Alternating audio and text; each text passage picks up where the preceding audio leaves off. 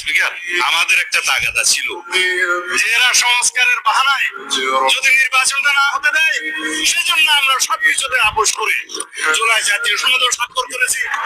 আমরা একত্রিত হয়েছি, সমঝোতা হয়েছে এবং নির্বাচনের স্বার্থে আমরা অনেক কথা বলি নাই।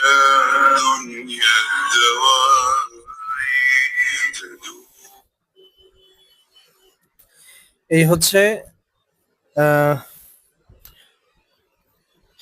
বাংলাদেশের মানুষের আবেগ নিয়ে খেলা করা জনগণ, জনগণের আবেগ নিয়ে খেলা করা, জনগণের রায় নিয়ে খেলা করা।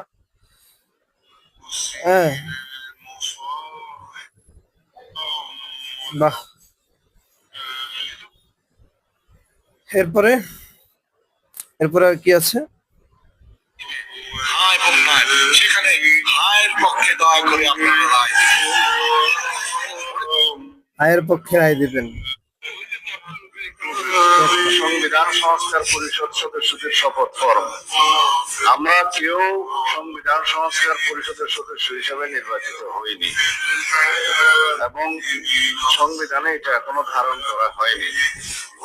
গণভোটের রায় অনুযায়ী সংবিধান সংস্কার পরিষদ গঠিত হলে সেটা সংবিধানে আগে ধারণ করতে হবে। মুখে যে কথা বলে অন্তরে সেটা না, অন্তরে যেটা মুখে আর এটা কাদের লক্ষণ? মুনাফিক। কোরআনে কারীমের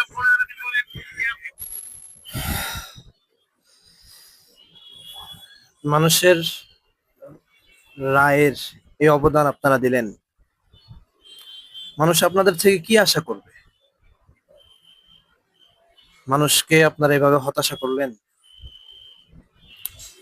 গণভোটকে আপনারা অস্বীকার করে নিলেন, যে গণভোটের মধ্য দিয়ে বিএনপির জন্ম হয়েছিল। সবকিছুকে অস্বীকার করে নিলেন। জুলাই শহীদদের কোনো দাম নেই, এটা সত্য, এটা সত্য। যারা জুলাই শহীদদের রক্তের সাথে গাদ্দারি করবে, জুলাই সনদের সাথে গাদ্দারি করবে, 71% মানুষের রায়কে যারা উপেক্ষা করে নিজেদের মন মতো করে দেশ চালাবে, অবশ্য তাদের অবস্থান বেশি একটা ধারে না, বেশি একটা সুবিধার মনে হয় না। আপনারা শুনেছেন কে কি বলেছে, আপনারা শুনেছেন সবকিছুই। এখানে আসলে আমার আর কিছু বলার নেই।